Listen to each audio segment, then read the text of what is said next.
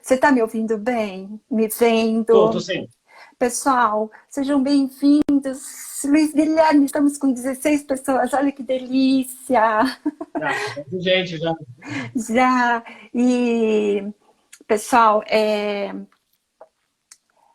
muito obrigada por vocês estarem aqui. A gente vai só esperar alguns minutinhos, pouco mesmo, para ver se entra mais gente, tá bom? É, e eu espero que vocês aproveitem muito, vocês vão poder fazer perguntas. Desde que eu lancei o convite da live e abri caixinha de pergunta, e o Luiz Guilherme também abriu caixinha de pergunta, a gente recebeu várias perguntas, ele, recebi no direct também. Olha aí, professor Luiz, olha, então não sei se você consegue ver os comentários, Luiz, consegue? Acho que travou. O Luiz, vocês estão me ouvindo, pessoal? Faz um positivo que vocês estão me ouvindo. Tá me ouvindo, Luiz? Eu acho que deu uma travada no seu. Será que foi o meu? Deixa eu Não abrir a sei. porta aqui nesse melhor. Congelou tua imagem, não sei. Agora, pessoal, se der algum problema e a gente não se tocar, vocês sinalizam para a gente, tá bom? Porque a gente pode ficar meio perdido aqui, né? Empolgado e não se tocar que vocês estão Sim, ouvindo, sim. beleza? Mandaram um sinal positivo que estão ouvindo. Então, assim, a gente vai. Eu convidei o Luiz Guilherme porque ele é o que vai, entendeu? É o especialista do pedaço. E a gente recebeu várias perguntas. Eu vou fazer as perguntas que eu recebi, ele vai responder. Ele também recebeu perguntas, ele vai estar fazendo essas perguntas, respondendo essas perguntas também. E a gente espera que seja muito proveitoso para todo mundo, tá? Depois eu posso postar um resumão lá no meu feed da live, fora a live, que eu vou deixar liberada lá, a gravação, mas às vezes a pessoa está sem tempo de assistir 1 hora, às vezes até mais de 1 hora de live, né? Então, eu vou, de qualquer forma, vou fazer um post, assim, uma sequência resumindo os principais pontos que a gente abordar aqui, tá bom? Então, 31 pessoas, sejam muito bem-vindos. Acho que tem muita gente que veio através do Luiz Guilherme, né? Tem um pessoal do HC aí que está entrando, tem um pessoal da Unip, ex-alunos queridos. Aliás, falando em ex-alunos queridos, eu já vou apresentar para quem não conhece. O Luiz Guilherme foi meu aluno quando eu era docente da Unip, eu não estou mais lá. Fui professora, orientadora da iniciação científica e do TCC. Assim, foi assim um aluno ótimo, né?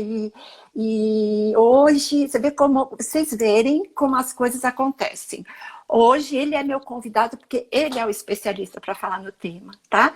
Então eu vou pedir, oi Andressa, eu vou pedir que o Luiz Guilherme se apresente, tá? Fora aquilo que eu tinha posto no convite da live, que ele é um enfermeiro, pediatra e especialista em ECMO pela Universidade de Alberta, no Canadá. Viu, gente? Não é pouca coisa. Então, eu vou deixar você se apresentar, Luiz. Fala aí da sua trajetória rapidão, até para o pessoal saber por que você foi o convidado, né? Ó, eu fico até arrepiado de falar, de estar nessa live, porque, como você falou, você foi a minha orientadora da IC, A Mari, do TCC, bem-vinda, Mari. e eu sou um fã seu, professor. Isso aí é indescritível. Queria agradecer primeiramente, eu vi muita gente do CEPACO, do hospital que eu trabalho, meus colegas de trabalho, tantos técnicos, enfermeiros, pessoal da nutrição, minha família também está participando, Ai, meus que alunos do legal, grau. Mari. Fico muito feliz, né? O pessoal me apoiando bastante. Que Então, para quem não me legal. conhece, eu sou enfermeiro, fui formado pela Unip, eu sou especialista em neonatologia e pediatria, eu sou especialista em gestão de saúde em serviços de enfermagem também, sou especialista em ECMO, em circulação extracorpórea e suporte avançado de vida pela Universidade de Alberta, no Canadá, onde eu fiz esse curso. Eu sou mestre em nefrologia, mas na parte de doença mineral óssea também. Então, a gente tem alguns cursos por aí, a gente sabe alguma coisinha. Alguma coisinha, né? E me fala rapidão, assim, para o pessoal, até porque eu dei aula, fiz uma apresentação recentemente para um pessoal da Anhembi Morumbi, que acho que talvez tenha gente aqui também, e por convite da professora Bárbara, e o pessoal perguntou muito de pós e de não sei o quê. Eu comentei da pós de ECMO. Me fala como você foi parar no Canadá para fazer isso. Até para o O que pessoal acontece é o saber seguinte, sim, trajetórias, sim. né, que a gente pode seguir, né? Lá no hospital onde eu trabalho, lá no Hospital Cepaco, a gente tem um programa de ECMO muito forte lá. Então, até hoje, a gente teve, acho que a gente faz ECMO desde 2013, já tivemos 58 ECMOs infantis e 3 adultos. Então, a gente tem um programa bem robusto de ECMO lá. E me surgiu esse convite para fazer a pós no Canadá em 2019, porque o nosso intuito era que eu fosse para lá, para me aperfeiçoar, para fazer o treinamento dos nossos enfermeiros, para a gente poder ter uma equipe capacitada em manusear a ECMO, tanto fazer o serviço de primer, que é a instalação, a montagem, como a própria manutenção. Então, eu fui para lá para estudar, para replicar esse conhecimento para a equipe. Então, desde 2019 que eu fiz o curso, a gente está estruturando esse programa, tanto de treinamento para nossa equipe ser autossuficiente. E assim, o intuito, ao primeiro momento, era só para os enfermeiros. Só que hoje, nossos enfermeiros eles são totalmente capacitados para ECMO. Tem enfermeiros maravilhosos que tocam ECMO. E os nossos técnicos também, eles são sensacionais. Eles manjam muito, muito. E assim, eles dão uma assistência para o paciente de primeira. Então, meus técnicos, meus enfermeiros são fantásticos nessa jornada. Então, foi daí que surgiu o convite para ir lá e para fazer lá fora. Muito bom, muito bom. Pra vocês verem, né, pessoal? Um exemplo, né? Um exemplo aí para ser seguido. Se a gente quiser, a gente se diferencia. Bom, acho que a gente está com um número bacana de pessoas. O pessoal vai entrando e de qualquer forma vai ficar gravado. Eu sei de pessoas que falaram que não iam ter condição de assistir, estão trabalhando, pediram para deixar gravado, eu vou deixar. E então a gente pode começar a abordar, né? O que você acha, Luiz Guilherme? Podemos começar a falar? Conversar já. Então tá. Ó, tem perguntas que eu até recebi hoje, né? Eu compartilhei com o Luiz Guilherme, pergunta do pessoal da HC, o Adilson também foi meu ex-aluno, não sei se ele, não reparei se ele já ainda está aí, se ele tiver, dá um oizinho, Adilson, para saber. Mas ele fez perguntas bem avançadas, né? Então a gente vai começar até para nivelar todo mundo, porque nem todo mundo sabe, né? A ECMO, né? São poucos enfermeiros que dominam nesse nível que o Luiz Guilherme domina, né? Então, nós vamos começar a nivelar algumas coisas básicas, então, definindo o que é ECMO, as modalidades e tudo mais.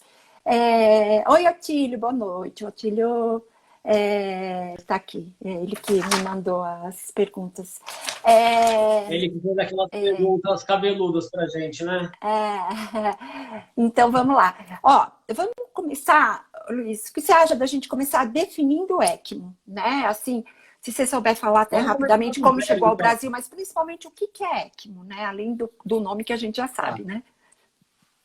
Então, vamos partir do zero. O que ela é? O que é a ECMO? Ela é um suporte extracorpóreo que ela pode fazer um suporte ventilatório para o paciente, tanto como um suporte cardíaco. O que seria para a gente ficar mais elucidado? Eu coloco 2 cânulas no paciente, ou veno-venosa, veia-veia, ou eu posso colocar veno-arterial, uma em veia e uma em artéria. Certo. Quando eu coloco veia-veia, que é a veno-venosa, eu vou dar um suporte exclusivamente pulmonar. Por quê? Eu vou retirar o sangue do paciente através de uma bomba, eu vou passar numa membrana que ela vai fazer como se fosse o papel do meu ventilador mecânico. Então, esse sangue sem oxigênio, o sangue pobre em oxigênio, ele entra para a membrana, eu adiciono oxigênio e ar comprimido para poder fazer essa relação do PO2 e do PCO2. Certo. Oxigenado esse sangue, eu devolvo para o paciente. E isso é uma troca constante, é uma 24 horas. E quando a gente fala de veno-venosa, é exclusivamente um suporte pulmonar. É só para uma recuperação pulmonar. Quando a gente fala de veno-arterial, eu tenho uma canulação na veia e uma canulação na artéria. Por conta dessa canulação arterial, ela vai me dar um suporte cardíaco. O que isso quer dizer? Eu vou tanto ajudar o meu pulmão descansar, porque eu estou fazendo a oxigenação, essa troca pela membrana, como eu também tenho um débito cardíaco pela própria ECMO. Então, o que eu estou muito acostumado a trabalhar é um paciente neonato, pediátrico. Então, as nossas canulações, por fato de ser um público muito pequeno, 2, 3 quilos, que a gente chega até a fazer ECMO, a gente faz uma canulação central. Então, por ser uma canulação central, a gente dá preferência em fazer uma canulação VA. Acho que travou, então, né, a minha pessoal? cânula Mim, venosa, ah, tá. eu posso colocar... então, em crianças pequenas, eu não tenho uma rede vascular tão grande para fazer uma canulação periférica. Uma canulação de jugular, de femoral, até de maxilar. Então, a gente dá preferência de fazer uma canulação central por uma toracotomia. A gente abre o tórax, então a cânula venosa eu vou colocar no meu átrio direito. Por que eu coloco no átrio direito? Porque a cava superior e a inferior vão desaguar no átrio direito. Então, até para eu poder deixar o meu coração descansar, eu coloco essa cânula no átrio direito e essa cânula ela vai aspirar o sangue, ela vai retirar esse sangue do coração. E eu devolvo o sangue já oxigenado na minha aorta. Então, essa é uma canulação central de uma ECMO VA. Então, quando a gente faz isso que eu ia perguntar, isso é central, né? Isso é central, mas eu posso fazer também uma ECMO VA por canulação periférica. Então, eu posso fazer carótida, jugular, não fica tão... o ideal mesmo é fazer cervical e femoral. Na femoral, eu faço a drenagem e na cervical eu devolvo. Isso tanto para venoso. Isso fica bem legal esse fluxo. Mas eu tenho bifemoral, uma de cada lado. Aqui no Brasil não é tão comum, mas mais lá fora, no Canadá, eu vi bastante a cânula periférica duplo lumen. Que então a gente passa em jugular direita, porque ele vai ter 3 orifícios. Um orifício para cada cava. Tá. E o do meio eu ejeto dentro do átrio. Então, eu tenho uma inserção só. Então, o meu risco de infecção, se parar a pensar, é metade, porque eu só tenho um sítio de infecção, um sítio de inserção, do que quando eu tenho uma canulação dupla. Tá. Entendi. Eu acho que alguém estava travando aqui também. Eu li isso também. Tá normal agora? Às vezes a internet oscila, né? Coisa ao vivo é assim mesmo. Né? Mas para mim agora tá normal. Hora ou outra dá uma falhada na voz, mas para mim tá normal. Se tá normal para vocês, pessoal, faz assim. Tá normal? Eu acho que tá, né? Qualquer coisa vocês vão avisando aí. Bom, então tá. Então tem, resumindo, artério-venosa e veno-venosa. Fala para mim. Hoje, eu acho que as 2 maiores indicações que a gente pode trabalhar, vamos até separar. As maiores indicações para VA, a veno arterial, eu acho que ele entra mais um choque cardiogênico, uma falha de saída de bomba. O que é mais a falha de saída de bomba? O paciente entra a fazer a cirurgia cardíaca, ele entrou em SEC, na circulação extracorpórea. Após a SEC, é tentada a retirada. Normalmente, o paciente vai sair de SEC, ele não consegue sair. É o que a gente vai chamar de falha de bomba. Então, é aí que eles vão esperar mais um pouco, otimiza o inotrópico, vai dar uma mecha um pouquinho nas drogas. Tentou de novo, não conseguiu sair. Ou se o lactato da pós-saída está estourado. Aí eles preferem voltar para a SEC, até tentar planejar uma ECMO, para voltar com mais segurança esse paciente. Entendi. Isso em VA. Eu acho que mais um choque cardiogênico e uma falha de bomba. Para AVV, disfunção pulmonar. Agora que a gente está usando bastante para COVID, o COVID faz aquela reação inflamatória muito grande do pulmão, aquele vidro opaco que o paciente não ventila, tem que pronar, tem que pôr em ECMO muitas vezes. Sim. Então, eu acho que é uma das maiores indicações isso, e até porque tem, pelo que eu vi, bastante gente entrando, tem muito público na Neoped aqui. A gente usa bastante também para HP, para hipertensão pulmonar, associada à aspiração meconial. Então, às vezes, o paciente, o RN, na hora de nascer, ele faz aquela broncoaspiração meconial, o pulmão já faz aquela HP difícil de controlar com NO, com droga, a gente não consegue controlar. E a gente opta para pôr em ECMO até para proteger esse pulmão. Tá, entendi. Então é muito usado nesse público, né? Tá bom. E me fala uma coisa. Então, o que eu tenho visto nas UTIs, Luiz, eu sei que seu público é mais, né, o PED, né? E a gente pode até ir acrescentando tudo que você achar necessário em relação a esse público.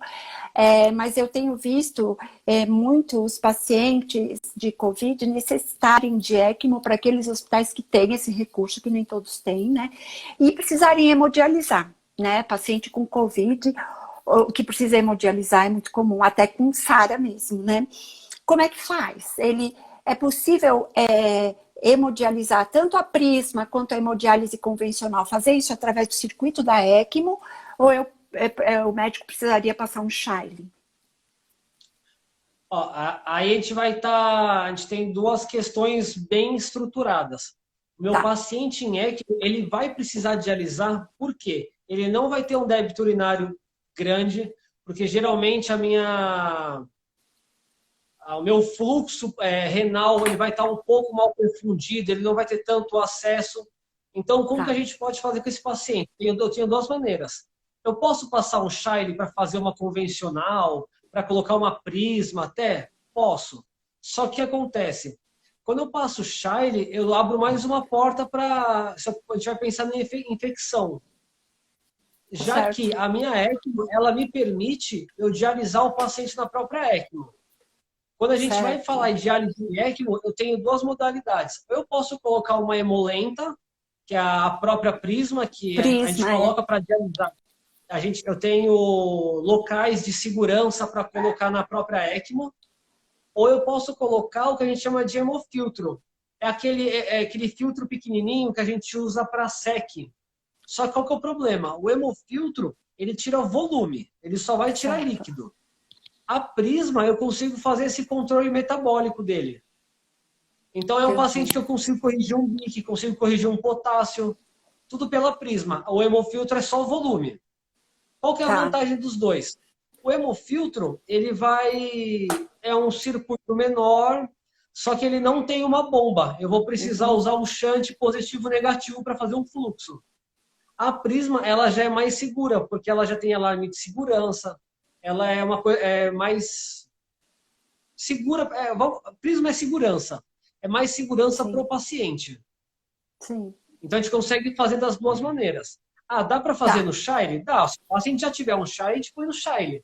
Mas eu não vou passar um Shile só para isso também. Então aí pode ser usado através do próprio circuito, né? Sim. Até lá para a gente usa, quando a gente faz em Neoped, a gente só coloca em ECMO. A Prisma a gente só coloca na ECMO. Porque os enfermeiros de lá, eles têm muita habilidade já em instalar Prisma na ECMO. Então já virou uma coisa cotidiana para a gente. Tá ótimo. E como você falou em enfermeiro, então eu já vou pegar o gancho aí. De quem pode cuidar, assim, o que tem uma resolução do Corém, até anotei aqui o número, né, porque senão não ia lembrar, é do Corém de São Paulo, 033/2011, que ela fala da assistência, é um parecer que fala da assistência de enfermagem ao paciente em ECMO. Mas, assim, o parecer, ele é meio, a única coisa, assim, que ele fala é assim, que o enfermeiro só que pode assistir ao paciente em ECMO, não o técnico, e que o enfermeiro precisa estar capacitado técnico e cientificamente para isso. Então, eu te pergunto, para tocar, para cuidar, para assistir um paciente em ECMO, o enfermeiro pode? Tem enfermeiro que assiste, que é só treinado por um profissional como você, que é especializado e consegue assistir um paciente em ECMO, ou precisa ter a especialização? Ó, aí, como que funciona? Quando a gente fala Na paciente prática, ECMO, eu a quero gente saber tem... na prática mesmo, Sim. como está É que sendo. assim, eu conheço essa resolução do Corém, ela é muito bonita, mas assim, não é... Porém, às vezes dá uma viajada, né? Como que funciona? Quando a Sim, gente fala sim, em por isso que eu paciente estou em ECMO, perguntando na prática. a gente pensa em dois pacientes, a própria ECMO e o paciente em si. O manuseio e a manutenção da ECMO, sim, é privativo do enfermeiro ou do Tá, profissional especializado, um perfusionista, tá, que aí pode ser um biomédico, um biólogo, um fisioterapeuta, ou o próprio enfermeiro perfusionista. Isso para a máquina da ECMO, tá, para manutenção. Já o paciente, ele pode sim ser assistido por um técnico de enfermagem ou pelo enfermeiro. tá. A gente sempre prioriza um técnico com uma formação mais um pouquinho mais velho, que já tem mais o domínio do paciente grave. Então, a gente Tá, dá essa preferência. Então, o paciente em ECMO, ele é assistido pelo técnico, sim, não tem problema nenhum, tá bom. mas sempre do lado do enfermeiro. Entendi. Manipulação, precisar mudar um decúbito, precisar fazer qualquer tipo de manipulação, prioritariamente sempre com o enfermeiro, por causa do risco. Tá. Luiz, você chegou na sua UTI. Você está, assim, responsável por 10 pacientes. Tá? Não importa se são seus neonatos, se são... Você tem 10 pacientes sob sua supervisão. Um deles está em ECMO, o restante não está. Tá grave, está entubado, mas um só está em ECMO. O que você tem que priorizar? Ver primeiro esse paciente em ECMO? Seu plantão está corrido, você tem 10 pacientes graves. Porque é isso que está acontecendo nas UTIs adultas, entendeu? Você tem uma UTI cheia de paciente entubado, grave, e, sei lá, um está em ECMO, né? Aí a gente vai colocar alguns fatores. Se for os Tá, primeiros dias de ECMO, a primeira coisa que a gente vai começar a ver é posicionamento de cânula e anticoagulação. tá, Porque os primeiros dias de ECMO são os mais difíceis de trabalhar. Porque é um paciente com uma coagulação difícil de trabalhar, não está numa relação adequada de TTPA e TTP, ele está sangrando, ele pode estar com uma cânula não muito bem inserida ainda, se for uma canulação de emergência.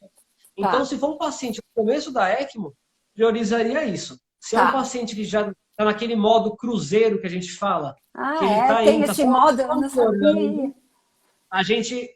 você vai olhar o paciente, vai ver como é que ele está, faz aquele exame geral, e Tá, você vai ver um paciente mais grave que ele. Por quê? O paciente em ECMO, ele está totalmente assistido. Tanto a sua tá, parte ventilatória, pulmonar, cardiovascular, é um paciente que já está muito bem assistido. Então, entendi, eu consigo dar a preferência para um outro paciente que pode vir a canular para ECMO.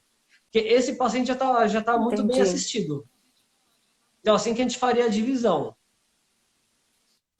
Mas, entendi, preferencialmente, não perfeito. deixar 10 pacientes mais um Entendi. de ECMO é pesar a mão no enfermeiro, né? Mas assim, a coisa está muito crítica nas UTIs adultos, sabe? Por isso que eu tô te perguntando isso. Mas foi legal, esse modo cruzeiro é absolutamente novo para mim, eu não sabia não. É que o modo cruzeiro tá ótimo. Que mais? Tá bom, eu acho que meio que você falou, você já deu uma pincelada nos cuidados, né? O que é a paciente? O que é a equipe? Já que o técnico também pode assistir quando o paciente já está na ECMO cruzeiro, né? Ou até na fase mais ainda aguda, tal, buscando a estabilização. Quais são os principais cuidados? É sangramento? O que a gente tem que ficar mais de olho nesses Eu acho pacientes? que Eu sei que o mais... tudo, mas o que é mais Não, então, crítico, o risco vamos maior? do mais agudo vamos Tá, escalonar. tá, A primeira coisa seria as cânulas. Por Tá, quê? Sem a cânula não tem ECMO, eu não consigo circular o meu paciente. tá. Então, até falando de cuidado e falando de complicação também, que foi uma das perguntas, o maior cuidado seria com as cânulas. Por quê? Se essa cânula desloca ou é retirada acidentalmente, dificilmente o paciente tem alguma chance. Nossa, Porque retirada acidental é tenso, né? Retirada retirada acidental. acidental geralmente é óbito. É, Não porque, tem muito o que fazer. Porque agora, imagina, ó, vamos sair um vai pouco da sangrar. pediatria e da patologia e vamos para o adulto. Que nem Vai. um adulto de Covid com uma VV, ele vai fazer um fluxo de 4 litros, 4 litros e meio por minuto.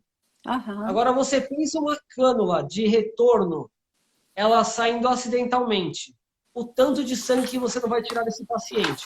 Né? Então, assim, Você vai fazer um choque hemorrágico hipovolêmico na hora, na hora. Então, é um paciente que ele choca instantaneamente. mas isso não é comum, né? Essa saída não é comum. Isso Ah, é não. uma coisa que é muito grave, né? É a Você não exceção da tem... exceção, mas também sair cânula, quando tem essa retirada acidental de cânula, é uma coisa quase. É muito difícil você fazer uma correção disso. A não ser que for um paciente que já está nos finalmente para sair de ECMO, a gente consegue controlar um sangramento. A gente vai ter que repor hemácia, vai ter que repor plasma nele. A gente vai ter que fazer toda uma reposição volêmica. Mas a gente Aham. consegue até compensar. Mas se é um paciente que acabou de entrar em ECMO por um choque cardiogênico, você não vai conseguir reverter esse paciente. Infelizmente, geralmente vai a óbito. Entendi. Tá aqui, ó, o Atílio que mandou aquelas perguntas, chega até ser inimaginável. Um enfermeiro para, comentário dele, né? Um enfermeiro para 10 pacientes, sendo um em ECMO, no hospital que faço residência, que ele faz acho que no HC, né, Atílio? Eu faço residência, é um enfermeiro exclusivo para ECMO. Mas, infelizmente, sabemos que não é realidade. Ai, não é mesmo? Viu, Atílio? Eu ando vendo umas Até coisas por aí, né? esse Mesmo. ponto que ele levantou é bem interessante porque a Elso, que é o nosso órgão regulador de ECMO, ele dá Ah, até algumas Elsa. Aham. propostas de cuidado. Então, ele propõe um enfermeiro exclusivo para ECMO e um enfermeiro para o paciente, um enfermeiro paciente ECMO, um enfermeiro ECMO com um técnico, um enfermeiro técnico, um enfermeiro na ECMO, um enfermeiro no paciente e um técnico. Então, ele dispõe várias modalidades, aí vai muito dependendo do serviço. Porque, assim, um serviço especializado depende da mão da sua equipe. Se seu enfermeiro ele dá conta de cuidar do paciente do ECMO, então isso aí depende muito do serviço. E um paciente em ECMO mais 10 também não é sobre-humano. A gente Eu, sabe for, que é uma realidade em muitos lugares aí. eu forcei a barra, né? Mas, assim, é só. Era mais para chamar a atenção, assim, de como. Porque, assim, eu não tenho experiência clínica com paciente em ECMO, né? Por isso que eu precisei chamar o Luiz aqui, pessoal. Eu não tenho muito menos, sou especialista no assunto. O que eu tenho é a teoria e o que eu vejo, assim, quando eu vou nos hospitais por aí. Mas manipular, não sei. Então, eu queria mais assim, essa ideia, né? Eu tinha essa ideia de que o paciente em ECMO, ele realmente precisava ser a prioridade, mas quando você explicou, é uma coisa que eu não sabia, quando ele já entrou numa estabilidade, ele está 100% assistido. Então, é um paciente que não é que eu não vou me preocupar, mas ele está estável, eu vou, lógico, olhar, mas eu preciso estar de olho naquele que pode precisar de ECMO, né? Dar mais É o que a gente atenção até. classifica, é aquele paciente grave, porém estável. Esse Aham, modo cruzeiro que eu falei é quando ele já passou daquela criticidade do começo e ele está entendi, naquela recuperação. Então, é um entendi. paciente que está trabalhando mais uma fisioterapia para melhorar o pulmão, é um paciente Aham, em uso de levosimedan para melhorar a contratibilidade cardíaca, eu estou uhum, retirando o líquido. Então, é um paciente que eu estou fazendo aquela manutenção mais fina dele, até a gente chegar nos finalmente de tirar de ECMO. entendi, perfeito. Luiz Guilherme, tem uma pergunta aqui, olha, que foi mandada por uma aluna da Unip, da graduação. Parâmetros e disfunções da gasometria mais frequentes em um paciente em ECMO. Eu não sei se eu estou errada, mas eu acho que ele vai estar descompensado, mas após a ECMO isso deve melhorar, né? Qualquer distúrbio, mas responde aí para a gente. Você quer que eu repita a pergunta? Então, Ficou claro? os parâmetros de gasometria, não, deu para entender. Então, os parâmetros de gasometria, eles vão ser alterados nos momentos antes da ECMO. Por quê? A gente tem aquela relação ventilador com PO2, que a gente vai saber quando que eu vou precisar pronar, quando que eu vou precisar entrar em ECMO. Até aí ele está descompensado. Assim que ele entra em ECMO, a descompensação de gasometria dele vai ser ajuste fino. Então, eu tenho na minha ECMO o que eu chamo de blender, que é o meu misturador de gases. Então, eu consigo calcular o quanto que eu vou colocar de fração de O2 e o quanto que eu vou colocar de SWIP, que é meu ar comprimido. Então, aí eu consigo colocar como se fosse no ventilador mecânico. Quanto que é a minha fração de O2 e meu SWIP é como se fosse a minha frequência respiratória. O quanto que eu vou lavar de CO2. Então, o paciente em ECMO, ele não tem essa descompensação gasométrica, até porque eu consigo ajustar tudo na mão. É um ajuste bem mais fino. O único que ele pode ter essa descompensação é quando a gente vai falar, a gente chama de falha de membrana, que por ser um componente extracorpóreo, ele tem como se fosse uma validade. Então, depende muito do fabricante, depende muito da sua anticoagulação. Então, quando a gasometria da máquina em si, ela começa a dar sinais de deterioração, o que ele vai me dizer? Que o quanto que eu estou infundindo de O2 e de SWIP para ele já não é mais o suficiente. Então, eu vou precisar em aumentar o fluxo, eu vou precisar em movimentar esse paciente, pronar, não sei. Ou eu começo até a pensar na falha da máquina, pensar numa substituição ou já uma decanulação se ele tiver condição. Entendi perfeitamente. Eu não sei se é muita informação também. Não, que não é muito complexo, né? Eu acho.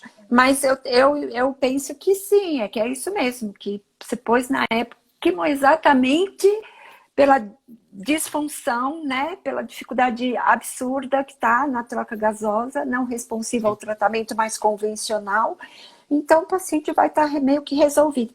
E teve uma pergunta assim, como faz o transporte para um exame? Acho que não, né? Faz, com certeza. A gente faz transporte aeromédico de ECMO. Conta pra gente. Conta pra gente como se faz um transporte. Assim, com a ECMO, levando a ECMO junto? Opa, com certeza. A gente dá um jeito de levar tudo junto. Qual que é o único problema do transporte? Vamos falar um transporte intra-hospitalar, que é o mais comum. O problema do transporte intra-hospitalar é que um paciente em ECMO, ele demanda de muitos aparelhos. Então, assim, vamos primeiro trabalhar no adulto. É aquela cama elétrica gigante, eu vou levar bomba, eu vou levar droga, eu vou levar um ventilador de transporte, eu tenho que levar torpedo. Então, os hospitais... A diálise eu posso desligar. A diálise eu desligo. A diálise eu vou desligar porque eu não posso transportar dialisando. Não é assim, eu posso se for um hemofiltro. Agora, se for a prisma, não pode, tem que deixar lá. Aí você põe para recircular ou até desligar ela. O grande problema do transporte dos hospitais que tem aqui é o tamanho do elevador. Por quê? Não cabe tudo junto. Na sábado agora, eu fiz um transporte no hospital aqui, um hospital grande aqui de São Paulo. Quando eu olhei o elevador, cabia a cama do paciente e a equipe só. O que eu tive que fazer? Eu tive que desmontar a ECMO inteirinha, montar um suporte de soro para conseguir entrar no elevador para a gente ir para hemodinâmica, para fazer um cateterismo de urgência. Agora, se isso no adulto. E assim, é totalmente arriscado porque o circuito, se ele esticar, ele tem a chance de romper. Se romper esse circuito...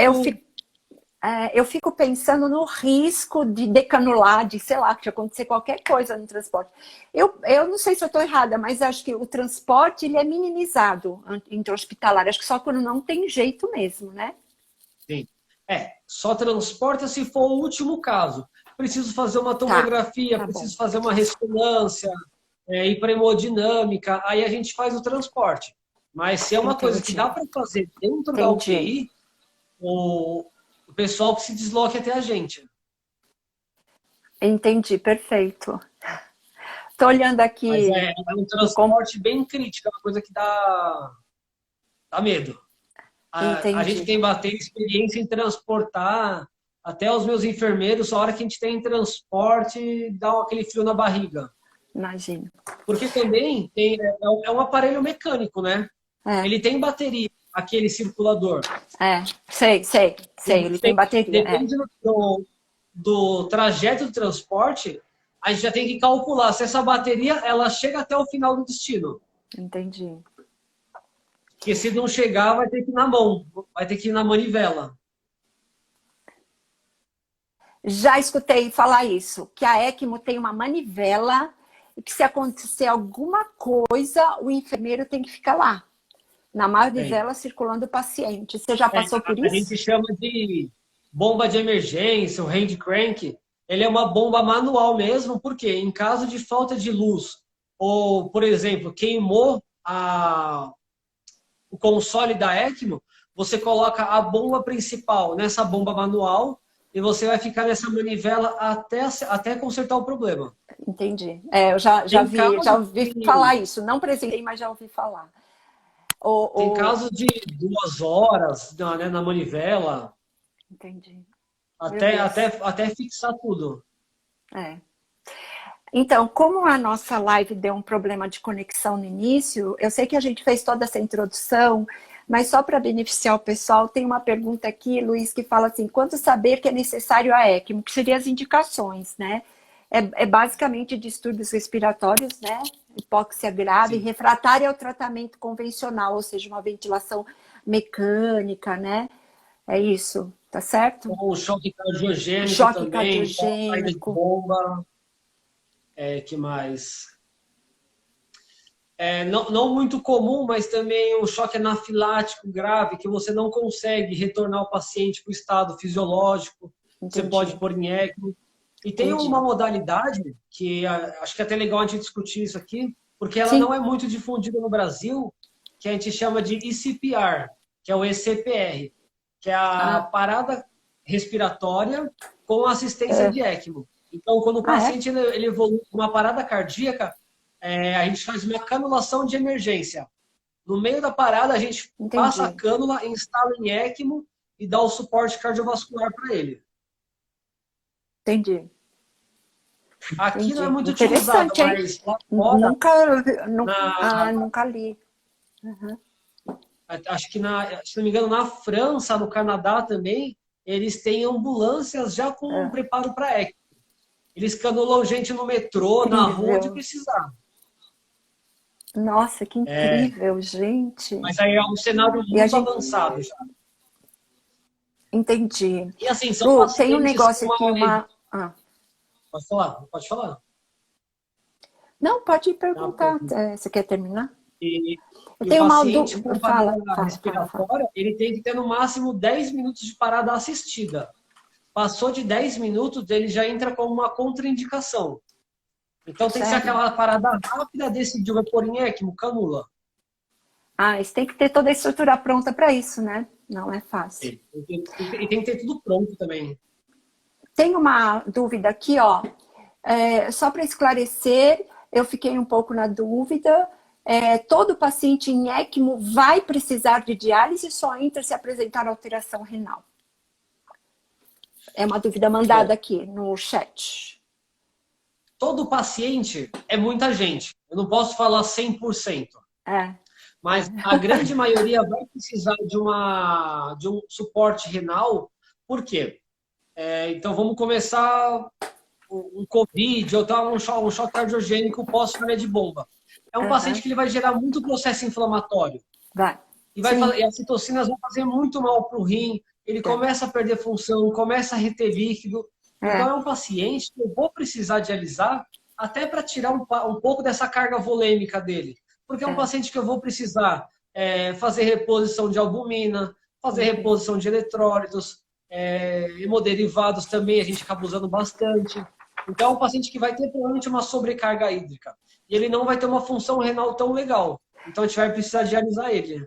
Então, não é que a ECMO demanda, né, ou leva um paciente para diálise, mas quem precisou desse suporte extracorpóreo de oxigenação é porque já está muito grave, é porque não está respondendo às medidas convencionais, né? Ventilação mecânica, ou que seja ventilação mecânica protetora, então já está numa gravidade muito grande. E a gravidade sempre leva a realmente uma resposta inflamatória que é altamente cruel, né? E o rim é um dos primeiros órgãos que sofre. Então, acá eu entendo que uma grande maioria, digamos assim, deve precisar. Não sei se, acho que está respondido, né? Se tiver mais dúvida, é só mandar. E aí tem umas perguntas do Atílio, que eu sei que ele está aí, né? Do HC, mandou umas perguntas bacanas para a gente hoje. Você teria mais alguma coisa para colocar das perguntas que você recebeu, Luiz? Deixa eu pegar água. A gente já falou de complicação, de indicação. Aí eu recebi uma pergunta bem bacana também, que perguntaram a diferença do Prime, do adulto e da criança. Tá. Qual que seria a diferença? Para quem não entende, o Prime é o líquido que a gente coloca dentro do circuito da ECMO para a gente instalar no paciente.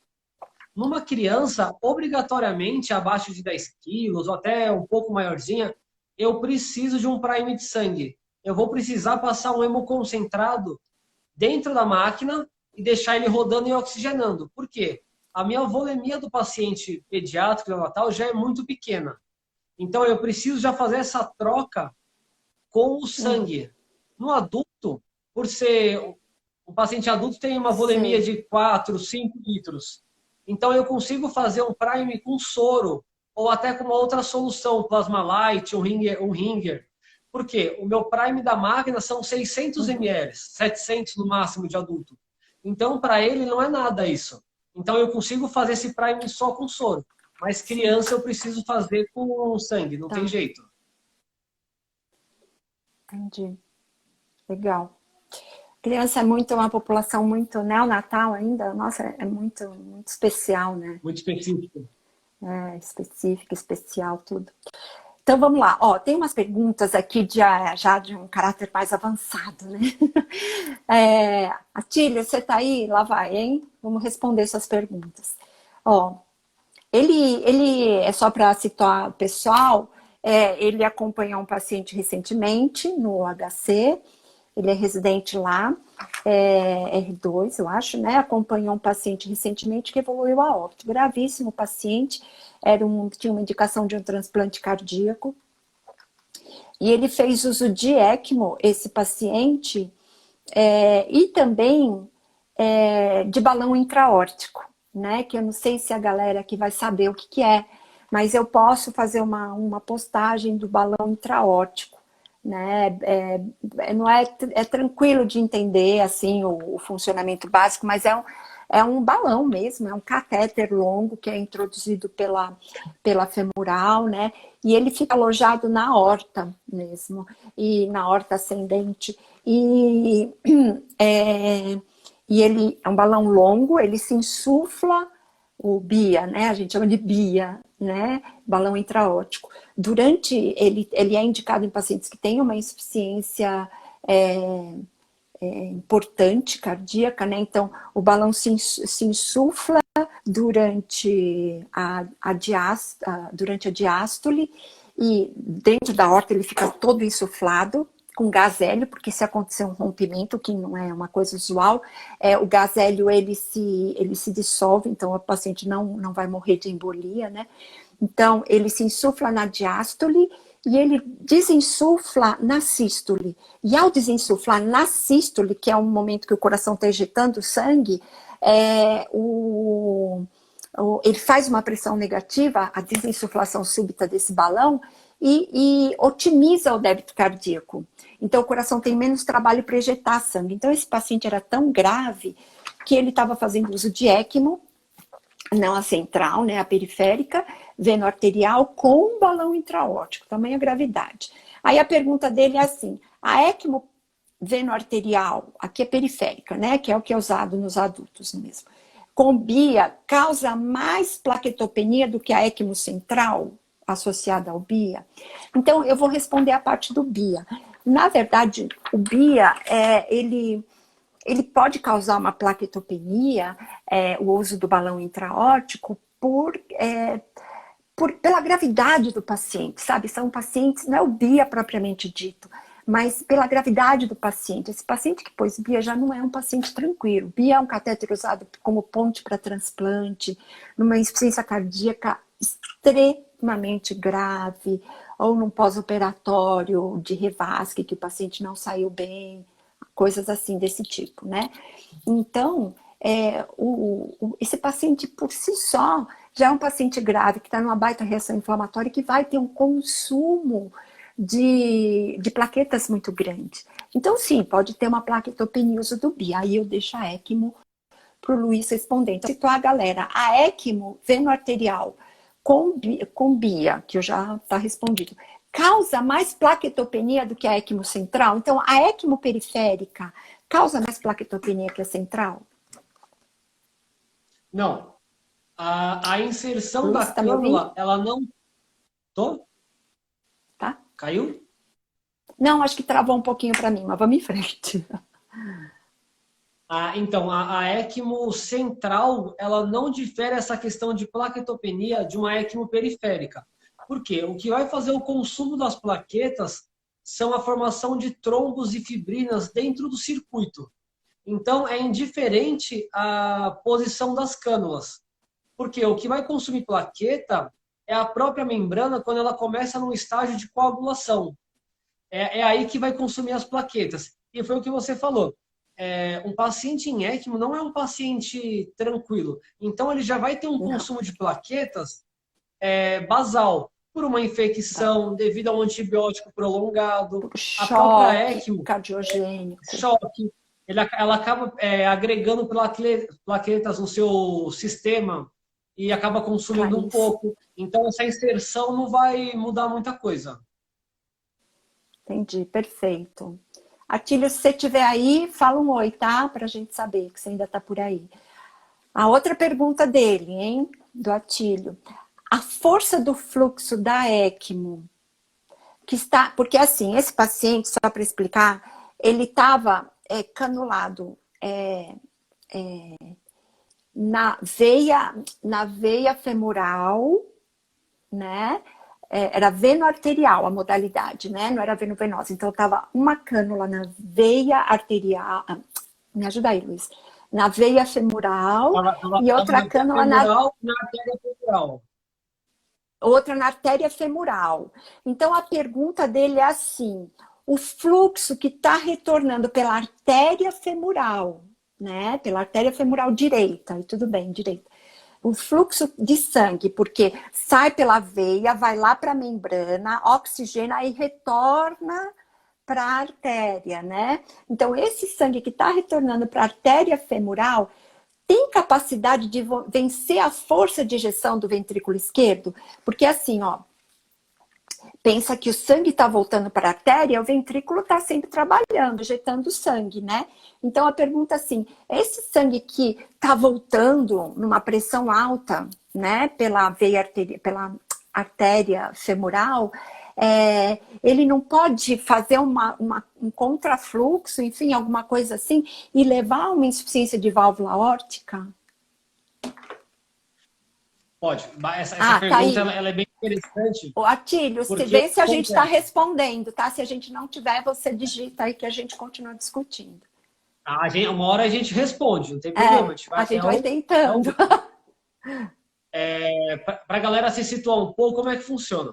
O coração ejeta no ventrículo esquerdo, desce a aorta para fazer a irrigação do resto do corpo.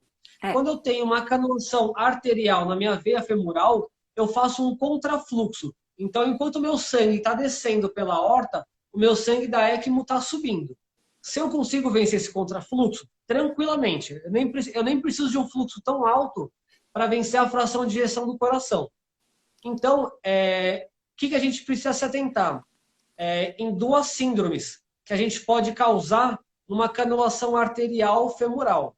A síndrome norte-sul, que o pessoal que trabalha com neoped está muito acostumado em pós-operatório de Glenn, que é aquele paciente faz aquela linha mediastinal. Para cima é uma cor, para baixo é outra, geralmente. Para cima é aquela cor mais anoxiada e os membros mais irrigados. Entendi. É aquela síndrome norte-sul. Sério? Ou se eu consigo... tem essa síndrome. E se eu consigo colocar... Aí eu vou precisar colocar um pouco mais de fluxo para quebrar mais ainda a resistência. E dependendo aonde no meu arco aórtico ele fizer uma regurgitação ou fizer um turbilhonamento, eu posso fazer uma síndrome de Alerquina, que meio rosto vai estar oxigenado, metade não. Cara, olha que loucura. Então, eu preciso vencer esse fluxo até chegar no meu coração. Por quê? Até para fazer a oxigenação das minhas coronárias e conseguir oxigenar a parte superior do corpo. Então, dá para fazer sim. Aí ele perguntou, uma insuficiência aórtica relacionada a isso? Eu só vou ter uma insuficiência aórtica relacionada a um fluxo de artéria femoral se eu tiver uma disfunção muito grave de VE. Tá. Aí eu posso evoluir para uma disfunção aórtica. Senão é muito difícil isso. Beleza. Acho que deu para entender, não sei. Você explica de novo. Você sinaliza aí, hein? Complexo. Aí, outra coisa, outra pergunta. Essa eu acho que eu até consigo, hein? Essa eu acho que eu até consigo responder. E aí você complementa as coisas da ECMO, tá? Só vou ler aqui, né? O fluxo da ECMO que está sendo devolvido para a artéria femoral direita, então sai pela veia, volta para a artéria. Esse paciente, é tudo relacionado a esse paciente, estava com a artéria venosa. Então, o fluxo da ECMO que está sendo devolvido para a artéria femoral direita faz um fluxo retrógrado até certo ponto. Eu acho que vale a pena explicar uma coisa. Peraí, minha carta caiu, mas eu vou improvisar aqui. Luiz, você me corrige. Isso aqui são os membros inferiores do paciente. Esse aqui é o corpo, tá bom? Aqui é a cabeça. Então, o paciente está canulado, veia e artéria, né? Então, o sangue sai pela veia, oxigena lá na membrana e volta para a artéria, certo? Só que a canulação tá assim, pensa só, o cabeça, tronco e membros. A canulação tá assim. Luiz, se eu falar alguma besteira, pode me corrigir ao vivo, tá? A canulação é assim. Então, o que acontece? O que ele quis dizer que sempre ocorre um fluxo retrógrado? Porque quando o sangue volta, o sangue arterial, o fluxo é anterógrado, ou seja, ele vai da aorta para femoral, para poplítea, para pediosa, é assim que funciona, né? É para frente, né? Então, quando o sangue volta por aqui, ele sempre volta um pouquinho retrógrado. Depois ele se corrige e vai anterógrado, né? Então, não sei se ficou claro. Então, a pergunta o fluxo da ECMO que está sendo devolvido na artéria femoral faz um fluxo retrógrado até certo ponto. Cadê o Luiz? Deixa eu ver. Perdi ele, gente. Luiz, cadê você? Vamos esperar que ele entre. Ele vai conseguir entrar de novo. Essas coisas acontecem. Bom, refazendo a pergunta. O fluxo da ECMO que está sendo devolvido na artéria femoral faz um fluxo retrógrado até certo ponto. Faz. O BIA que esse paciente estava usando, que esse paciente estava usando, impulsiona o fluxo no caminho fisiológico? Sim. Mas isso eu estou te respondendo usando mais um raciocínio e a questão fisiológica e mecânica do BIA. Sim, o BIA vai otimizar. esse fluxo, que era uma das suas principais dores, né? Sua principal pergunta quando você me mandou. Então, o Bia tem esse papel. Encontrei isso numa literatura e consigo te enviar? Não, não encontrei. Eu fiquei estudando, eu fiquei discutindo com outras pessoas, eu fiquei... a gente ficou falando sobre a mecânica do Bia, e aí a gente chegou a essa conclusão, que com certeza o Bia, ele impulsiona o fluxo no caminho, mas se não tivesse o Bia, o corpo dá conta de fazer isso sozinho, como o Luiz falou, só se tiver uma disfunção ventricular extremamente grave, não daria conta de fazer, tá? Gente, cadê o Luiz? Pronto, acho que ele vai entrar de novo, peraí. Tá voltando, né? Vou deixar a live salva, sim, vou deixar. Sumiu, mas voltou. Enquanto você não voltava, eu fiquei respondendo aquela terceira questão, tá? Se o Bia otimiza um pouquinho esse fluxo anterógrado, né? Um pouquinho, faz uma correção. Sim, faz, mas, Atília, eu não tenho literatura para te mostrar. Como eu disse, a gente está te respondendo isso com base em discussões também com outras pessoas que conhecem, entendendo a mecânica do Bia, tá bom? Eu só queria fazer um ressalto quando a gente tem uma canulação arterial femoral. Por quê? Mas era o caso desse paciente, era o caso. Ele sim, sim. Então, quando eu tenho uma canulação arterial femoral, eu tenho que ter o cuidado com isquemia de membro. Por quê? Tá. Dependendo do tamanho da minha cânula, eu não vou deixar passar o resto do fluxo para a perna. Então, a gente faz como se fosse coloca uma cânula para reperfundir o restante do membro, faz um shuntzinho. Porque senão eu vou estar impedindo o fluxo para o resto da perna. E é uma coisa que a gente consegue evitar, muitas vezes não, mas a isquemia de membro. Então, canulação arterial femoral, a gente tem que fazer esse shuntzinho. Entendi. Pessoal,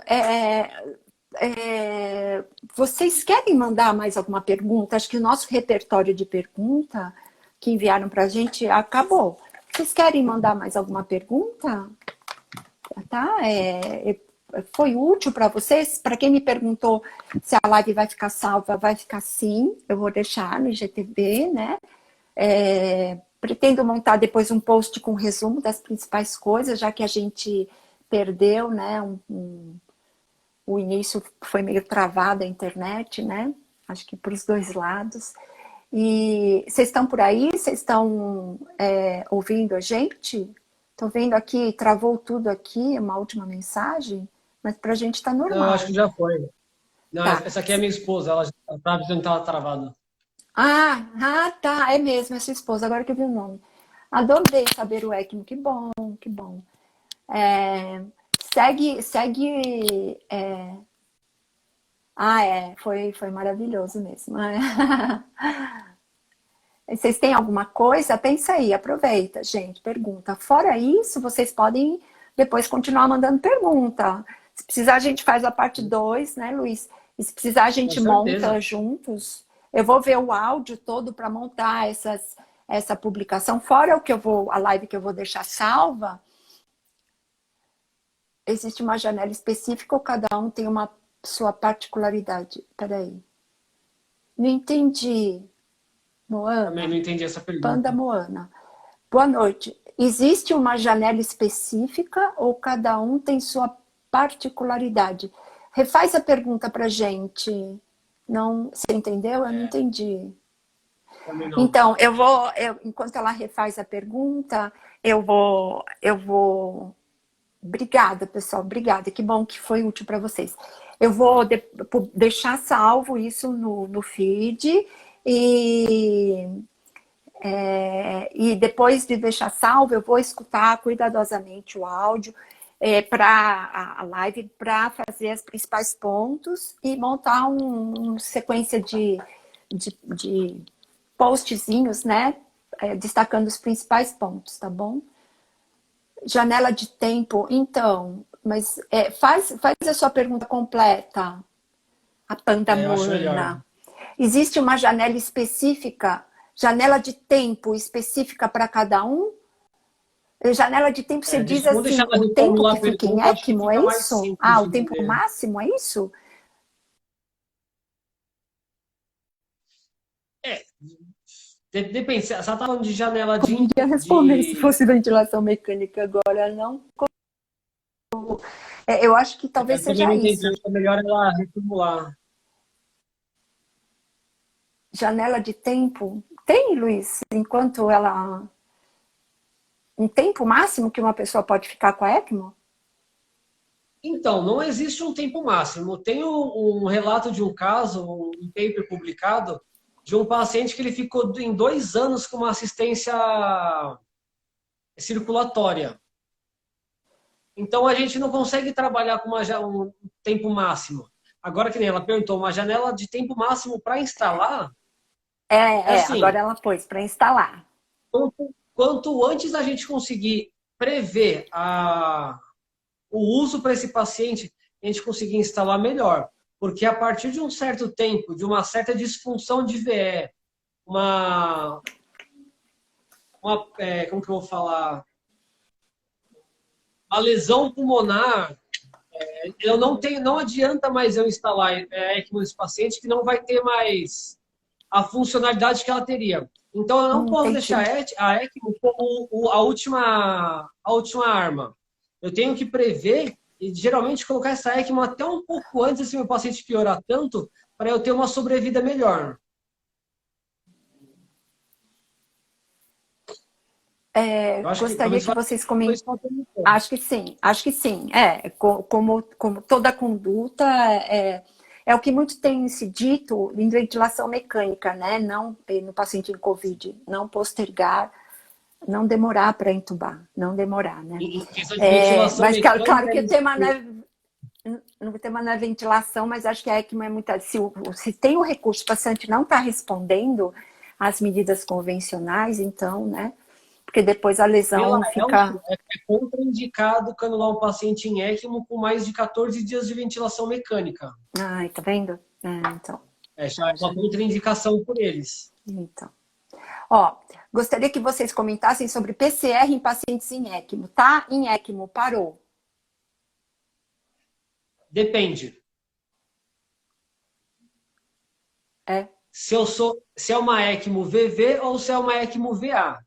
Se for uma Ah, ECMO tá. VA, eu não Uhum. faço massagem cardíaca. Por quê? Eu já tenho essa função cardíaca na ECMO. Eu não preciso massagear para irrigar meus órgãos. Olha, Eu é já uma tenho essa coisa irrigação. incrível, né? Eu não tinha Então, na pensado nisso. ECMO VA, eu nem preciso ficar ambusando o paciente também, não preciso dar esse suporte. ECMO VA, a parada é muito simples. Ventilador já está funcionando. É. A ECMO está funcionando? Droga.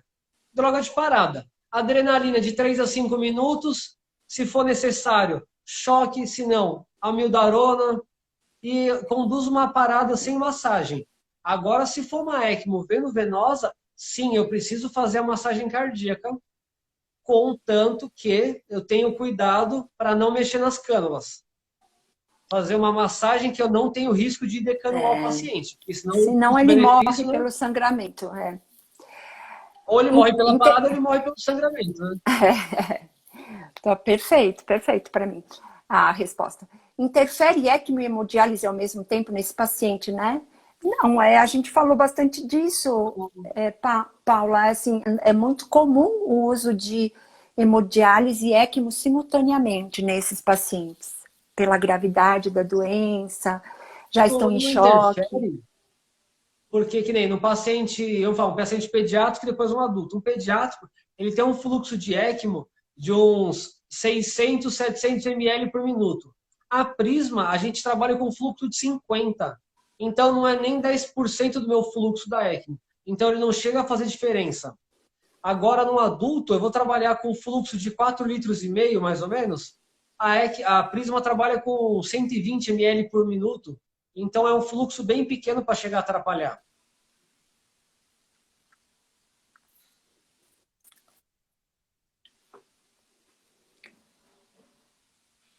Travou um pouquinho para mim. Mas tudo bem? Está respondido? Ô, Mari, agora que eu vi que você que perguntou sobre PCR em pacientes em ECMO, tá respondido? A Mari é minha parceirona, minha sobrinha postiça. É a enfermeira Ah, pediátrica do Einstein, da UTI do Einstein. ó, É, não é fraca, não. não, não É, mesmo? a Chayenne está perguntando, é o mesmo procedimento? A Mari está escrevendo, alguns médicos preferem anticoagular com Hemofol, em detrimento de outras marcas de heparina. Você nota essa diferença na formação de coágulos e fibrina no sistema? O que vocês usam lá, Luiz? A gente usa Chayenne, já Empamax. respondemos. Qual? Lá a gente não usa Hemofol, a gente usa Empamax. E assim, para a gente deu bons resultados. É uma marca de heparina, também heparina sódica também. É uma marca que a gente gosta, a gente se deu muito bem com ela em ECMO. A gente quase não tem problema de trombo com ela. Mas aí Entendeu, vai muito de Mari? equipe para equipe também. Eu acho que sim. Lá eles preferem usar o Hemofol, ela fala, em É. detrimento de outras marcas. Eu acho que vai de equipe mesmo. Vai muito de Queria ver protocolo como de é na equipe, como prática, cada um fiquei gosta de encantada. manipular. É incrível, né? Agora, a Chayenne, eu pulei a pergunta dela, porque a Mari mandou uma pergunta aqui. Ela fez assim, não sei se é I ou é, né? Porque às vezes o corretor prejudica a nossa redação. É o mesmo procedimento feito em pacientes com Covid? Ou, Chayenne, você quis dizer a ECMO? Eu não entendi a pergunta também, não. Faz de novo, Chayenne, que a gente está aqui. Ai, Mari, que bom, que bom. Obrigada por estar aqui, viu? Que bom que você está aprendendo. Depois eu vou fazer um resumão. Eu tenho uma proposta indecente para fazer do Luiz, mas eu não vou fazer ao vivo, não, porque. Deixa eu ver, eu converso depois no privado com ele. Conversa em off. Chayenne, faz a sua pergunta de novo. Mas enquanto você não faz, eu não sei se é isso que você queria saber, é o mesmo procedimento, você diz a ECMO? A ECMO, aqui ele está falando que usa na Neoped, que usa no adulto, e usa em SARA, em choque cardiogênico, em transplante, enfim. Ponte para transplante é a mesma máquina, né? A mesma bomba, é o mesmo Sim, sim, equipamento. Mas se mesma não for coisa. isso, você pergunta de novo. Gente, muito obrigada, viu? Ó, tá valendo pergunta, tá? Mas só para a gente não ficar mudo aqui, eu vou falando. Eu não esperava tanta participação. A gente atingiu 60 pessoas, jamais imaginei isso. Muito obrigada. Aí teve um problema sério de conexão, eu precisei desconectar e entrar de novo. E aí a gente acabou perdendo um pouco, né? Mas mesmo assim, chegamos a 45, 47 pessoas. Muito obrigada. Chayenne, eu estou de plantão e pego picado. Paciente com Covid, faz ECMO, pois muitos têm dificuldade de respirar. Ah, tá, Isso, ela não é está isso conseguindo mesmo. acompanhar bem, mas vai ficar gravado, viu, Chayenne? Mas é isso mesmo. Eles instalam ECMO, o paciente com Covid, o principal problema é a parte pulmonar mesmo, né? Aquela coisa do vidro fosco. Aliás, se você já viu os tomos, você vai ver que é uma coisa mesmo assustadora, né? E eles não faz troca, não tem. Dependendo da extensão, é só shunt, não tem área de troca. Então, eles fazem ECMO, que é para oxigenar, entendeu? Por isso que nos hospitais que tem, nos hospitais que não tem, porque vários não têm essa tecnologia, fica na ventilação, fica na pronação, essas coisas. Mas quem tem, a ECMO tem esse objetivo, né? Dificuldade de respirar. O priming do circuito da Prisma vai rodar na ECMO também, ou cada circuito vai ter seu priming? Acho que você meio que já tinha falado isso lá no início, né? É. O Prime da Prisma ela vai entrar no Prime da ECMO, porque primeiro eu instalo a ECMO para depois instalar a Prisma. Então, o Prime da Prisma ela vai entrar para a ECMO, não tem problema. Porque é um Prime bem pequenininho, não tem muita interferência. O prime pequenininho é o da ECMO? É da Prisma. Porque o Da Prime da Prisma. ECMO são 300, 400 ml. O da Tá. Prisma Ah, são 60 ou 90. É uma coisa um sim, pouco menor, então não tem sim. problema fazer um Prime com ela. Tá. Respondeu? Na Muniz. Como está escrito, eu não sei o nome. Eu adorei, vou rever o início, muito obrigada. A gente que agradece, a gente está muito feliz, viu? É nossa primeira experiência, minha, do Luiz Guilherme. E se tiver a segunda live, vou estar pronto para ver com papel e caneta. Mas aí você pega a gravação e faz as anotações e eu prometo que eu vou fazer também um resumão. E vou disponibilizar isso, tá? E se aí eu assistindo, eu também às vezes posso ter alguma dúvida, eu acesso o Luiz. Pessoal, alguma coisa mais que vocês querem mandar? Enquanto o pessoal não manda as perguntas, eu vou agradecendo a todos que assistiram a gente, né? Disponibilizaram esse tempo. A minha Sua mãe equipe do estava aí, viu? Na CEPACO, live. minha mãe e meu pai. Eu vi. Que Minha fofos. família.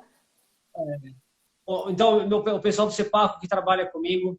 A minha esposa também, que me deu um suporte muito grande para fazer essa live.